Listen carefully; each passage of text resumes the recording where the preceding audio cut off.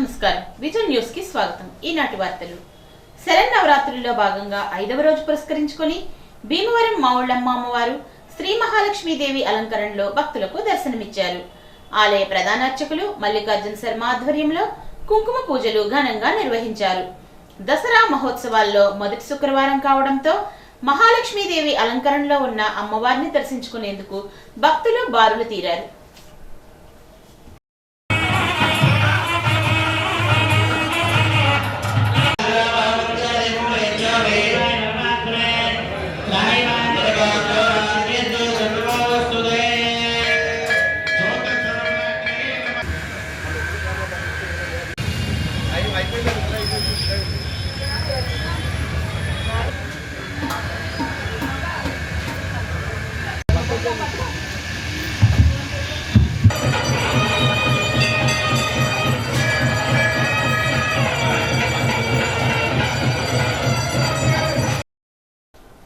భీమవరంలో అక్టోబర్ 9, 10 తేదీలలో 2 రోజుల పాటు ఆంధ్రప్రదేశ్ ప్రిన్సిపల్ అకౌంటెంట్ జనరల్ వారిచే పెన్షన్ జీపీఎఫ్ అదాలత్ కార్యక్రమాన్ని నిర్వహిస్తున్నట్లు జిల్లా కలెక్టర్ తెలిపారు.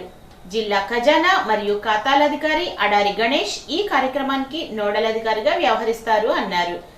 రాష్ట్ర ప్రధాన కార్యాలయాల నుండి Andhra Pradesh principal accountant general yes Shantipriya, రాష్ట్ర ఖజానా మరియు లెక్కలధికారి డాక్టర్ నేతల మోహన్ రావు, అకౌంటెంట్ జనరల్ ఖజానా శాఖల ఉన్నతాధికారులు ఈ కార్యక్రమంలో పాల్గొంటారు.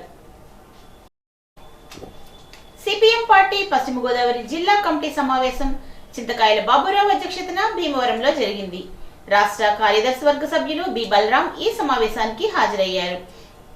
ఈ సందర్భంగా ఆయన మాట్లాడుతూ విశాఖ ఉక్కును కాపాడాల్సిన బాధ్యత కేంద్ర రాష్ట్ర ప్రభుత్వాలు రెండింటిపై ఉంది అన్నారు.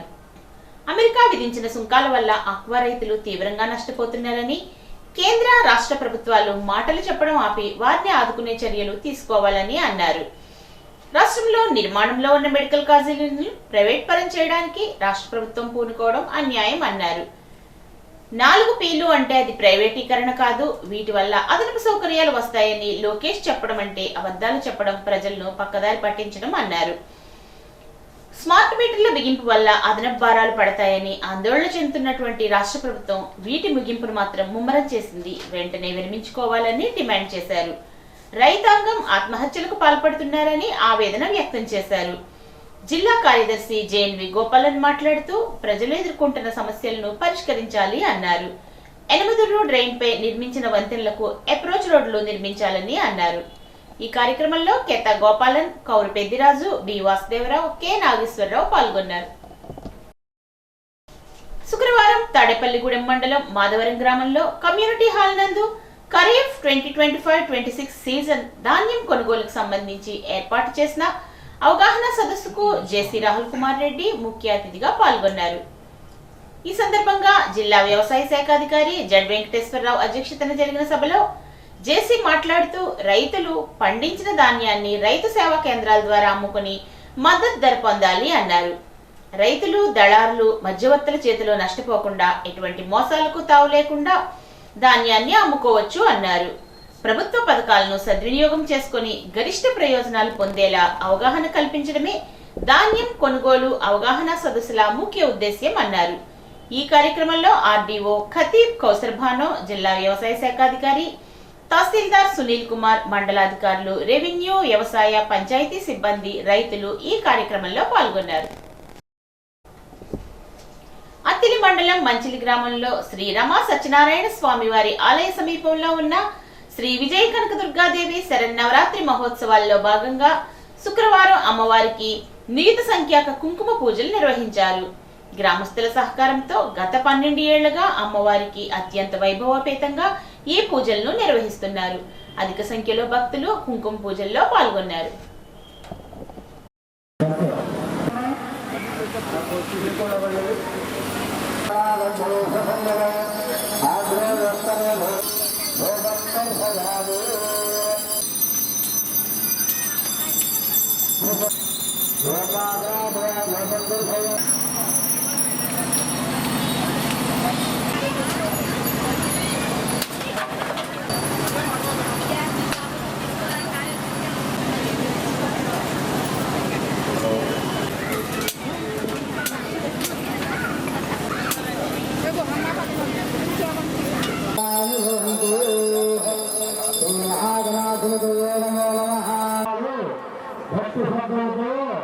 శ్రీమాత్రే నమః.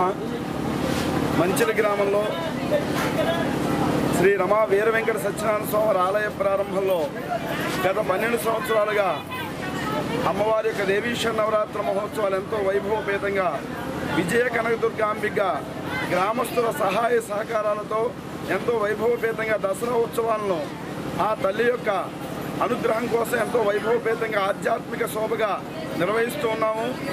దానికి నిదర్శనంగా ఈ సంవత్సరం 12వ సంవత్సరంలో అడుగుపెట్టిన శుభ సందర్భంలో ఆ జగదాంబ యొక్క దివ్యమూర్తి మంచిలి గ్రామంలో రమా సత్యనారాయణ స్వామి వారి యొక్క ఆలయం వెనుక ఉన్నటువంటి ప్రవాహంలో అనగా కాలువలో అమ్మవారి యొక్క ఏకశిల విగ్రహం మా అందరికీ లభ్యం అవ్వడం జరిగింది.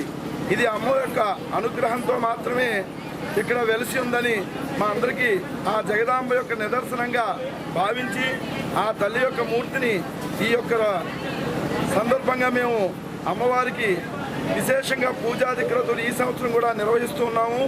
ఈ యొక్క కార్యక్రమాల్లో మంచిలి గ్రామస్తులే కాకుండా వారి యొక్క బంధువులు పిల్లలు అందరూ కూడా పాల్గొంటూ ఆధ్యాత్మికమైనటువంటి వాతావరణంలో ఈ 11 రోజులు కూడా విశేష పూజాధిక్రతులు మంచిలి గ్రామంలో ఉన్నటువంటి పురోహితులు శ్రీ పురాణపండ వెంకట సూర్య సుబ్బారావు గారి ఆధ్వర్యంలో ఎంతో వైభవపేతంగా నిర్వహిస్తూ ఉన్నాము. ఈ సంవత్సరం కూడా ఆ తల్లి అనుగ్రహంతో ఆ జగదాంబ మా అందరికీ కూడా అనుగ్రహాన్ని ఇచ్చినట్టుగా ఏకశల రాతి విగ్రహం మాకు కాలంలో దొరకడమే అమ్మవారి యొక్క అనుగ్రహానికి నిదర్శనం. కాబట్టి అమ్మవారి యొక్క ఆశీస్సులు మా గ్రామంపై అందరిపై ఉండాలని సదా మీ ద్వారా ఆ భగవతి అమ్మవారిని ప్రార్థిస్తున్నాం. శ్రీదేవి శరన్నవరాత్రి మహోత్సవాల్లో భాగంగా అత్తిలి శివారు బొంతువారిపాలెంలో సామూహిక కుంకుమ పూజలు జరిపారు. భక్తులు భవానీలు ఈ సందర్భంగా పూజల్లో పాల్గొని అమ్మవారిని విశేషంగా అలంకరించారు.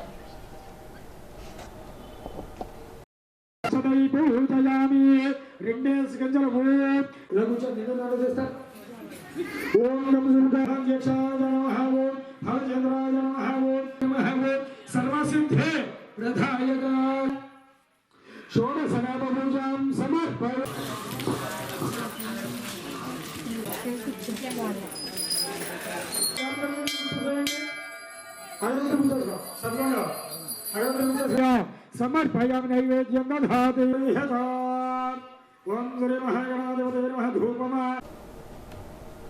అత్తిలి శ్రీ పోలేరమ్మ అమ్మవారి ఆలయ ప్రాంగణంలో ఉన్న శ్రీ కనకదుర్గ భవానీ దీక్షా మందిరంలో అమ్మవారికి శుక్రవారం కుంకుమ పూజలు జరిపారు. భవానీ భక్తులు భజన గీతాలను ఆలపించారు. అమ్మవారికి ప్రత్యేక పూజలను నిర్వహించారు. శ్రీదేవి శరన్నవరాత్రి మహోత్సవాల సందర్భంగా భవానీ మాలధారణ చేసిన భక్తులకు అత్తిలి శివారు గోగులమ్మపేట బీసీ కళ్యాణ మండపంలో గ్రామానికి చెందిన దాసరి శ్రీనివాస్ సౌజన్యంతో ఉదయం అల్పాహారం, మధ్యాహ్నం భిక్ష, రాత్రి అల్పాహారాన్ని ఏర్పాటు చేశారు. భవానీ మాలధారులైన భక్తులందరూ హాజరై అల్పాహారాన్ని, భిక్షను స్వీకరించాలని శ్రీనివాస్ కోరారు. శ్రీనివాస్ ఆధ్యాత్మిక సేవా కార్యక్రమాలతో పాటు సామాజిక సేవా కార్యక్రమాలను కూడా నిర్వహిస్తున్నారు.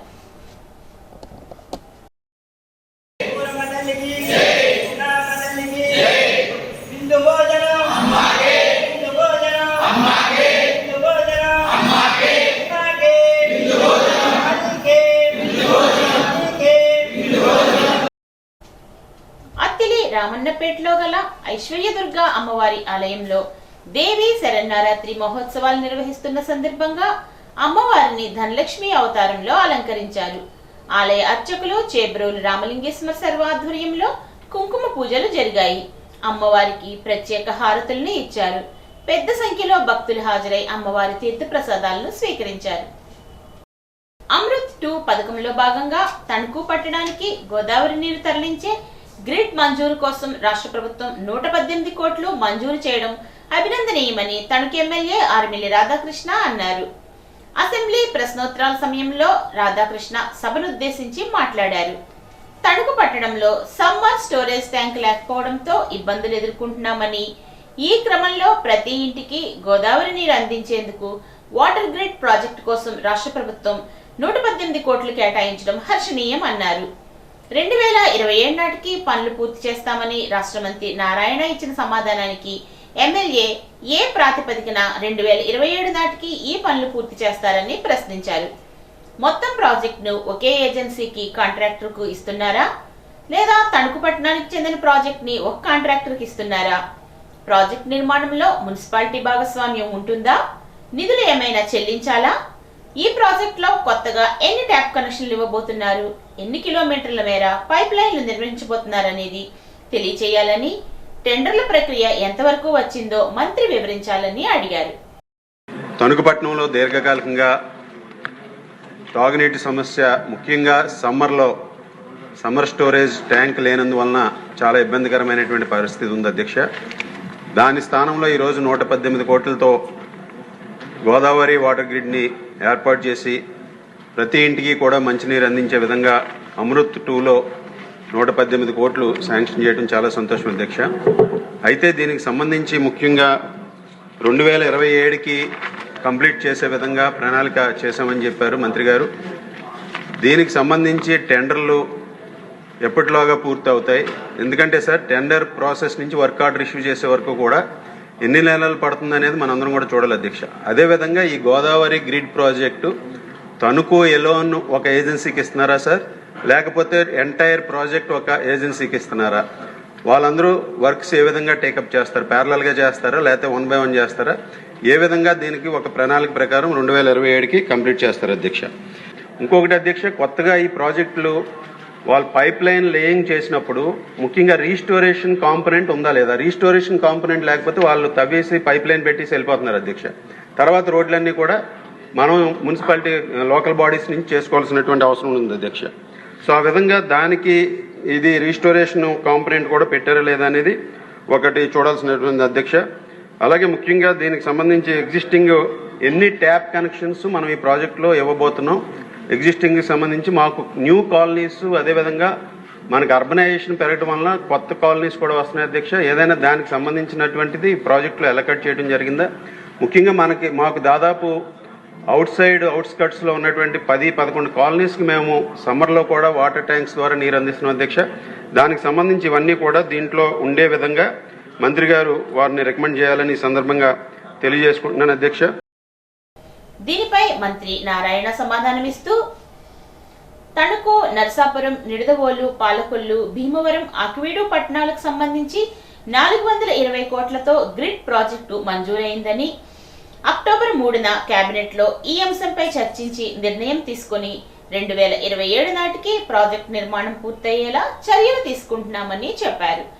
రాబోయే 30 ఏళ్లలో పెరిగే జనాభాను పరిగణనలోకి తీసుకుని 118 కోట్ల వ్యయంతో ప్రాజెక్టు నిర్మాణం జరుగుతుందని మంత్రి నారాయణ వివరణ ఇచ్చారు. అధ్యక్ష, ఈ తణుకు సంబంధించి ఏదైతే అడిగారో దాంట్లో తణుకు, నిడదవోలు, పాలకొల్లు, నర్సాపూరు, భీమవరం, ఆకువీడు వీటన్నిటికీ యాక్చువల్గా వాటర్ సప్లై చేస్తూ ఒక గ్రిడ్ 420 కోట్లతో యాక్చువల్గా అమృత్ 2లో పెట్టడం జరిగింది అధ్యక్ష. దాంట్లో పర్టికులర్గా ఈ యొక్క తణుకు తీసుకుంటే 118.11 కోట్లు పెట్టాం అధ్యక్ష. దాంట్లో రా వాటర్ పైప్ లైన్కి 38 కోట్లు. అలా కాకుండా ఇన్ఫ్రాస్ట్రక్చర్ అంటే WTPకి 10 MLD, 4 ELSలు, pump sets, 65 kilometres distribution lines, అదేవిధంగా 4,900 హౌసెస్కి కనెక్షన్స్. ఇప్పుడు సభ్యులు అడిగారు ఎన్ని కనెక్షన్స్ ఇస్తున్నారని. వాటికి 80.11 కోట్లు యాక్చువల్గా పట్టుంది అధ్యక్ష. ఇది యాక్చువల్గా ప్రీబిడ్లో వాళ్ళు కొన్ని క్వశ్చన్స్ అడిగారు అధ్యక్ష. దాంతో మళ్ళీ దాన్ని క్యాబినెట్ తీసుకోవాల్సి వచ్చింది. రేపు 3వ తేదీ క్యాబినెట్లో పెట్టి దాన్ని అప్రూవ్ చేసి వెంటనే టేకప్ చేసి 2027కి పూర్తి అయ్యేటట్టు చేస్తాం అధ్యక్ష. అదేవిధంగా రోడ్స్ అవి రిజిస్ట్రేషన్ చేస్తారంటే ఖచ్చితంగా చేస్తాం అధ్యక్ష. జనరల్గా ఈ వాటర్ ప్రాజెక్ట్స్ టేకప్ చేసినప్పుడు రాబోయే 30 yearsకి పాపులేషన్ ఎలా ఉంటుందో దాన్ని ఎస్టిమేషన్ చేసి తయారు చేస్తారు అధ్యక్ష. ఆ విధంగా చేయడం జరిగింది. ప్రస్తుతం 77 LPD ఇస్తున్నాం. జనరల్ స్టాండర్డ్ ఏంటంటే 135. ఈ ప్రాజెక్ట్ చేసేటప్పుడు అమృతులు అన్ని దగ్గర 135ని దృష్టిలో పెట్టుకుని చేయడం జరిగింది అధ్యక్ష. రేపు 3వ తేదీ క్యాబినెట్లో అప్రూవ్ అయితే ఇమీడియట్గా టెండర్లు పిలిచి 2027 పూర్తి చేస్తాం. తణుకు పోతులూరి వీరబ్రహ్మేంద్ర స్వామి ఆలయంలో గల కామాక్షి అమ్మవారు మహాలక్ష్మి అవతారంలో దర్శనమిచ్చారు. భక్తులు, మహిళలు కుంకుమ పూజలు నిర్వహించారు. అమ్మవారి అలంకరణలు తమిళ రామకృష్ణ భవానీ సహకారంతో నిర్వహిస్తున్నారు. పట్టణ అధ్యక్షులు నాగమల్లి సాంబశివరావు మాట్లాడుతూ భక్తులు కుంకుమ పూజలో పాల్గొనాలని అన్నారు. ఈ కార్యక్రమంలో ఆలయ చైర్మన్ తమిళ శ్రీనివాస్ దంపతులు, స్వర్ణకార సంఘ పట్టణ అధ్యక్షులు సాంబశివరావు, ప్రధాన కార్యదర్శి కోరిమిల్లి సుబ్బారావు తదితర సభ్యులు పాల్గొన్నారు. మండపాక ఎల్లారమ్మ దేవాలయంలో శరన్నవరాత్రుల సందర్భంగా భక్తులు అధిక సంఖ్యలో అమ్మవారిని దర్శనం చేసుకున్నారు. ఈ రోజు శుక్రవారం రోజు సందర్భంగా అమ్మవారికి ప్రత్యేక కుంకుమాభిషేకం నిర్వహించారు. అదేవిధంగా శ్రీ అల్లారమ్మ అన్నదాన చారిటబుల్ ట్రస్ట్ ఆధ్వర్యంలో సుమారు 2000 మంది భక్తులకు అన్న సమారాధన జరిగింది.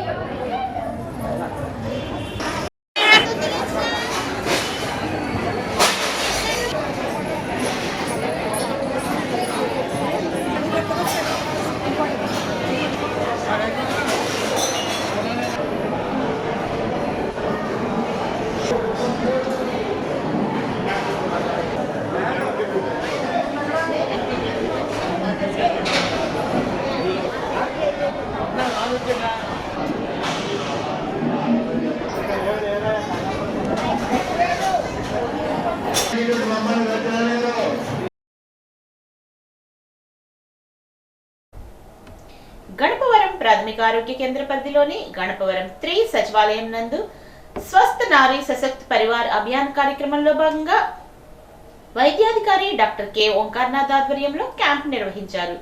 జనసేన మండల నాయకులు తోట శ్రీను పాల్గొని మాట్లాడుతూ మహిళల ఆరోగ్యంపై వైద్య ఆరోగ్య సిబ్బంది అవగాహన కల్పిస్తున్నారని, చికిత్సలు, పరీక్షలు, ప్రత్యేక వైద్య నిపుణుల సేవలను సద్వినియోగం చేసుకోవాలని కోరారు.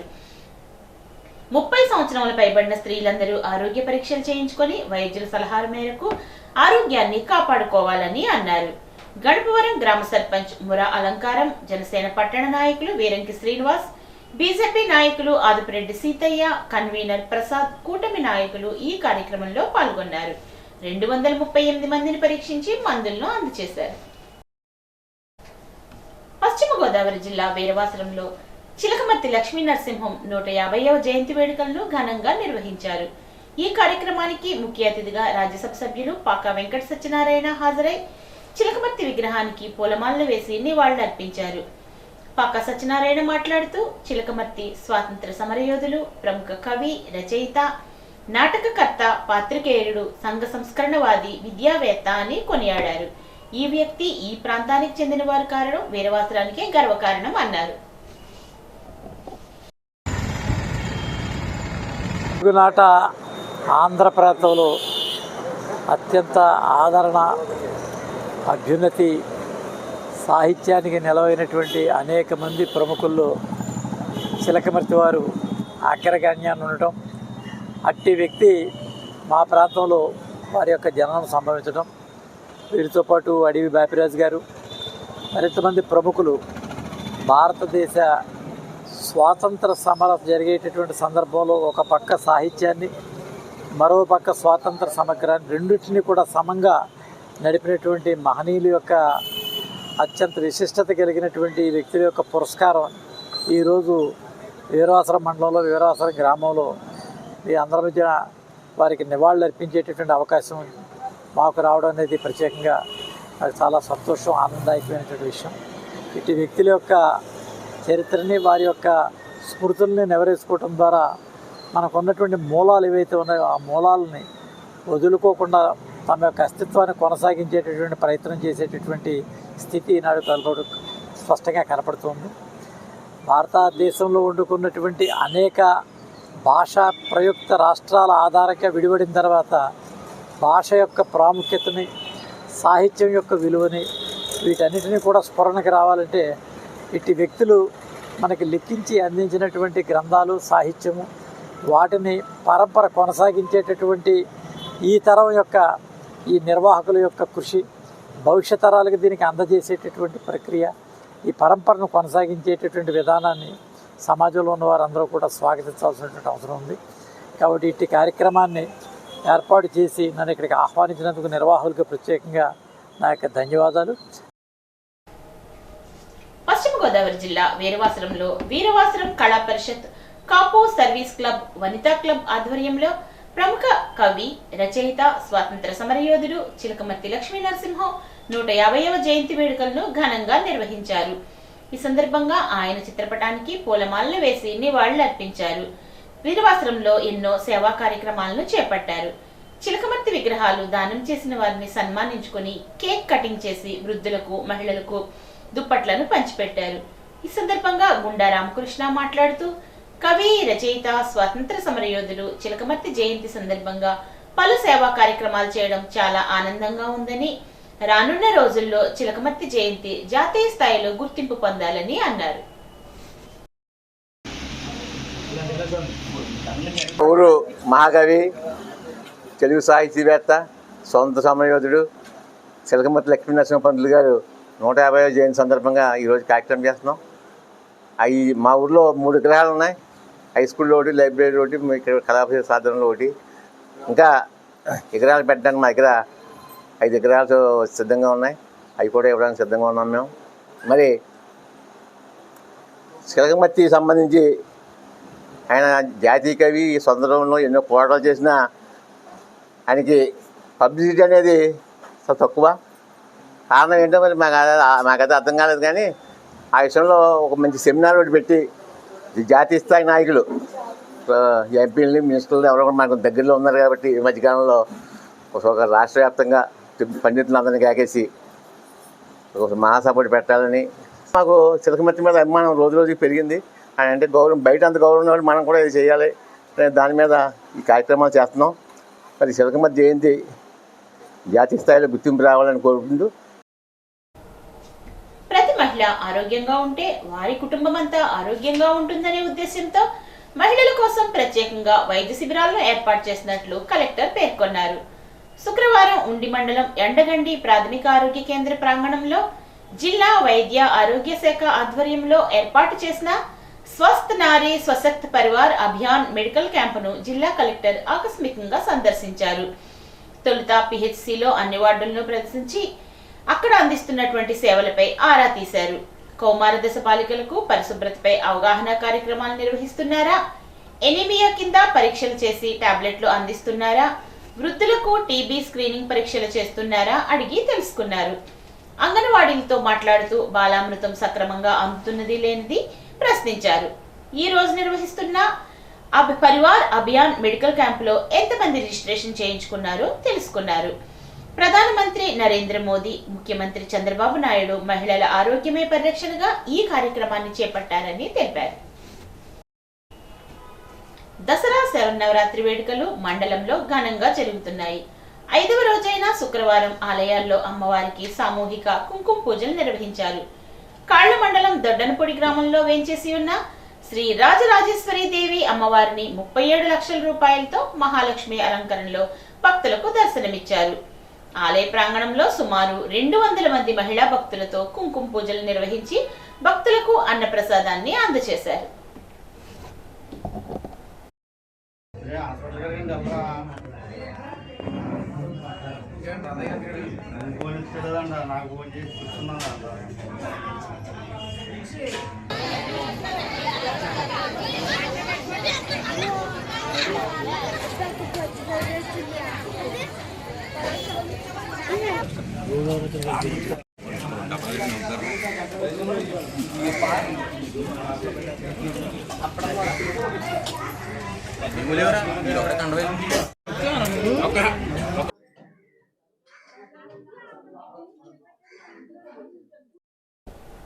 అమ్మదయ ఉంటే అన్నీ ఉన్నట్టే. దుర్గాదేవి అమ్మవారి ఆశీస్సులు ప్రతి ఒక్కరిపై ఉండాలని ఆలయ శాశ్వత ధర్మకర్త కాళ్ల సొసైటీ అధ్యక్షుడు ఇర్బండి రామాంజనేయులు అన్నారు. కాళ్ల మండలం కోమటికుంట గ్రామంలో కాలువగట్టు వద్ద వేంచేసి ఉన్న శ్రీ దుర్గాదేవి ఆలయంలో నవరాత్రి ఉత్సవాల్లో భాగంగా శుక్రవారం 5వ రోజు లక్ష్మీదేవి అలంకరణలో అమ్మవారు దర్శనమిచ్చారు.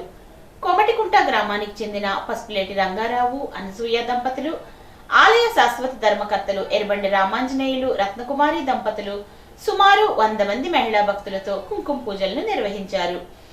గత 5 సంవత్సరాల నుండి నిరాటంకంగా ప్రతి శుక్రవారం అన్నదాన కార్యక్రమం నిర్వహిస్తున్నామని ఆలయ నిర్వాహకులు రామాంజనేయులు తెలియజేశారు. ఆవు పేడ ఎంతో పర్సన్ కోసం, ఒక మనిషి కోసం మనకి కనుక భగవంతుని పక్కన పెడితే మన వెంట్రుకల కోసం మనం భగవంతుడికి ఏమీ లేదు. అది అనుగ్రహం అందరికీ కలగాలనేటువంటి సదుద్దేశంతో అందరూ చెప్తున్నారు. ఈ యొక్క జగత్తులో ఒక్కడికి ఒక్క జగన్మాత కొలిస్తే సమస్త దేవతా పరిమాణాన్ని కొలిచినట్టే. అటువంటి జగత్తుని అమ్మ అందుకే నడిస్తే గాని ఆనందం ముఖ్యం పెట్టుకోండి. ఒక్కసారి అమ్మ సన్నిధానంలోకి వచ్చి అమ్మని చూసినట్లయితే ఆ చిరుమందహాసాన్ని ఒక్కసారి చూసినట్లయితే మన కష్టాలు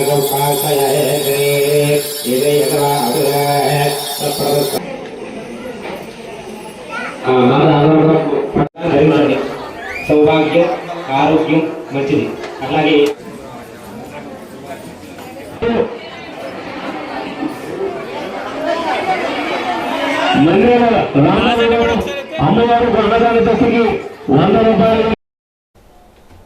పశ్చిమ గోదావరి జిల్లా నియోజకవర్గమైన కేంద్రమైన ఉండిలో రాత్రి జరిగిన రోడ్డు ప్రమాదంలో ఒక యువకుడు మృతి చెందగా మరొక యువకునికి తీవ్ర గాయాలయ్యాయి.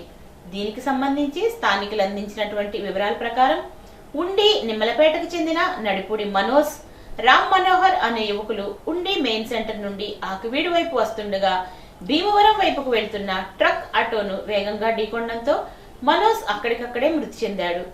రామ్ మనోహర్ తీవ్ర గాయాల పాలవడంతో వైద్య చికిత్స నిమిత్తం భీమవరం తరలించారు అన్నారు. మనోజ్ మృతదేహాన్ని భీమవరం ప్రభుత్వాసుపత్రికి పోస్ట్ మార్టం నిమిత్తం తరలించారు. ఈ వార్తలకు స్వల్ప విరామం.